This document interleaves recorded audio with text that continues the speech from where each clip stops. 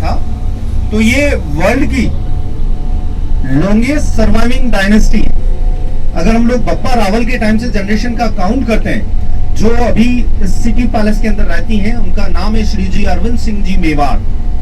और आप लोग बप्पा रावल नहीं, आप लोग महाराणा प्रताप को अच्छी तरीके से जानते हैं, तो उनके टाइम से अगर जनरेशन का काउंट करते हैं तो 24th जनरेशन जो अभी भी उस पैलेस के अंदर रहती है। तो जो फर्स्ट कैपिटल ऑफ मेवाड़ वो था नागदा, और वहां पर बप्पा रावल ने फाउंडेशन किया। और उसके बाद में जो चित्तौड़ फोर्ट जो है, उस चित्तौड़ फोर्ट पर जो था उस समय वो था मान मौर्य, जो मौर्य शासक थे उनका वहां पर शासन था। बप्पा रावल ने मान मौर्य को हराकर वहां पर जो है वो विजय पताका फहराई, और फिर सेकंड कैपिटल ऑफ मेवाड़ वो चित्तौड़ कहलाने लगा। बहुत बड़े वॉरियर थे बप्पा रावल भी। और उसके बाद में जनरेशन चलती गई। उस समय आपको एक इंसिडेंट भी पता होगा जिसकी फिल्म भी आई थी, पद्मावत। हमने यहाँ रिलीज नहीं होने दी क्योंकि उसमें कुछ कंटेंट जो थे वो गलत थे। तो बप्पा रावल के बाद में फिर महाराणा रावल रतन सिंह, और रावल रतन सिंह के बाद में फिर राणा वंश स्टार्ट हुआ था, वो राणा हमीर के टाइम से। तो महाराणा उदय सिंह जी जब चित्तौड़ पर उनका राज था, तो उस समय मुगल्स के अटैक बहुत ज्यादा होने लगे चित्तौड़ पर।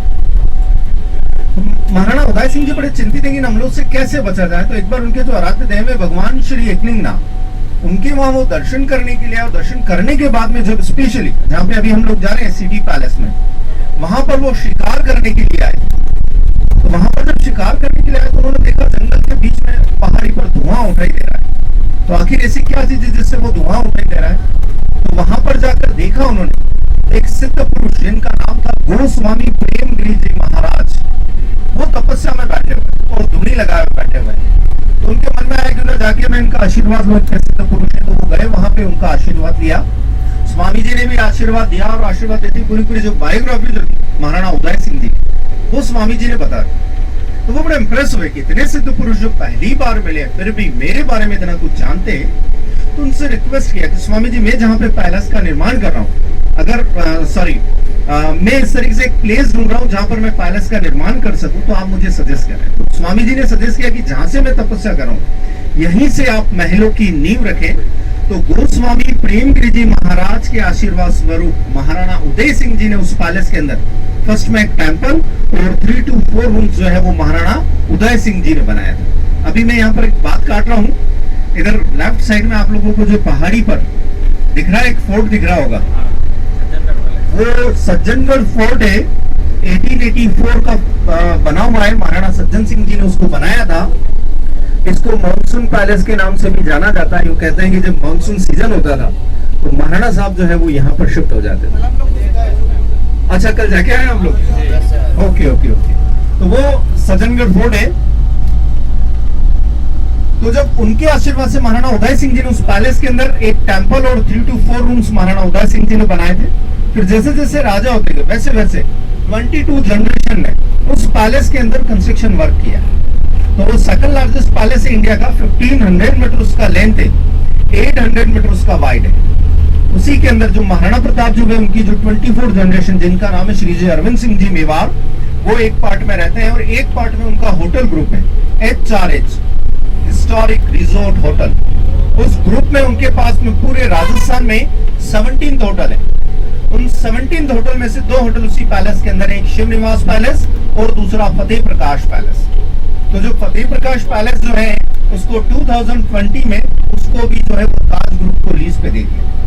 तो अभी ताज की 3 प्रॉपर्टी यहाँ पर, ताज फतेह प्रकाश पैलेस, ताज लेक पैलेस और एक ताज अरावली रिजोर्ट है, जो आपके जो होटल है ना यहाँ से करीब 1 किलोमीटर दूरी पर ही। तो वो प्राइवेट, और बाकी वाला पार्ट जो है पूरा म्यूजियम का पार्ट है। तो ये यहाँ के फाउंडेशन के बारे में था, और भी बात करेंगे हम लोग पैलेस के अंदर।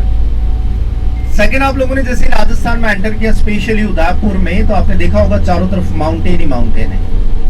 ये माउंटेन सीरीज है, कौन सी पता आप लोगों को? अरावली। यस, अरावली रेंज है। तो अरावली रेंज जो है ये वर्ल्ड की ओल्डेस्ट और इंडिया की लॉन्गेस्ट रेंज है। इसका जो राइजिंग पॉइंट जो है वो है गुजरात में जो खेड़ ब्रह्मा है वहां से ये राइज होती है। गुजरात, राजस्थान, हरियाणा और लास्ट में उसका टेल है रायसीना हिल्स दिल्ली। दिल्ली में भी है, हाँ। बिल्कुल, जहाँ पर प्रेसिडेंट, हाँ, राष्ट्रपति भवन है जहाँ पे। तो इतनी जो उदयपुर डिवीजन से करीब 1050 किलोमीटर का ये पूरा अरावली रेंज है। तो जो उदयपुर डिवीजन से होते हुए निकलता है उसमें जो मेजर जो माइनिंग होती है वो होती है जिंक और सिल्वर की माइनिंग। तो जिंक और सिल्वर हमारे यहाँ पर आज से नहीं 12th सेंचुरी से माइन होती आ रही है। ऐसे फैक्ट्स मिले हैं। आर्कियोलॉजी सर्वे ऑफ इंडिया जो है उसने जब सर्वे किया तो उसमें 12th सेंचुरी की माइनिंग एरियाज मिले। तो हम कह सकते हैं कि हमारे यहाँ पर 12th सेंचुरी से सिल्वर का माइन हो रहा है। इसीलिए हमारे यहाँ का जो कुंदन मीनाकारी का जो वर्क है, कार्विंग का जो वर्क है सिल्वर का, वो फेमस है हमारे यहाँ से बनके और फिर वो बाहर सप्लाई होता है। इसके अलावा और भी माइनिंग एरिया जिसमें और भी चीजें निकलती हैं, जैसे मार्बल निकलता है, white marble, green marble, granites. आजकल प्रीशियस स्टोन भी निकलने लगे, उसमें रूबी, सफायर, जो इंपोर्टेंट स्टोन्स हैं वो भी हमारे यहाँ पर माइन होने लगे। तो मेन जो उदयपुर का इकोनॉमी वो माइनिंग पे डिपेंड करता है। फर्स्ट है माइनिंग एंड सेकंड जो है टूरिज्म। इन दो पे पूरा उदयपुर का इकोनॉमी डिपेंड करता है। उसके अलावा हर्बल मेडिसिनल हर्ब्स भी बहुत निकलती है हमारे यहाँ पर। उसमें स्पेशली एक फलालिन जो निकलता है वो बहुत ही बढ़िया चीजें वो भी निकलती है यहाँ पर। उसके अलावा बहुत सारी ऐसे हर्बल हर्ब्स जो है वो यहाँ पर निकलती है। ये माउंटेन्स के बारे में बताना था। सेकंड, क्योंकि शहर को महाराणा उदय सिंह जी ने बसाया इसलिए इसको उदयपुर के नाम से जाना जाता है, बट इसको और एक नाम से भी जाना जाता है। वो जाना जाता है लेक सिटी के नाम, सिटी ऑफ लेक्स। क्योंकि यहाँ पे छोटी बड़ी 10 to 15 लेक बनी हुई, उनमें से मेन जो इम्पोर्टेंट जो लेक है वो 2 लेक है जो उदयपुर के अंदर है, जो बड़ी लेक है। उसमें एक पिछोड़ा लेक है और दूसरा जो है वो फतेह सागर लेक है। इसके बीच में छोटे छोटे लेक्स और बने हुए हैं। तो एक स्पेशलिटी है कि सारी लेक्स जो है हमारे यहाँ पर कनेक्टेड।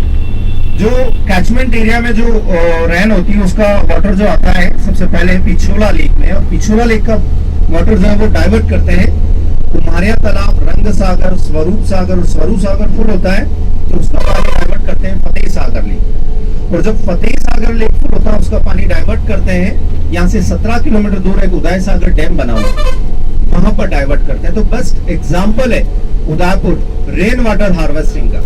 जो गवर्नमेंट आज सोच रही है रिवर्स को कलेक्ट करना, वो हमारे यहाँ पर उस समय से चला आ रहा है। तो ये थोड़ा सा आपको जानकारी देना था। अब हम लोग पैलेस जाएंगे, उसके बारे में और बताएंगे। तो आप सिंगे सॉन्ग के लिए कुछ बोल रहे थे।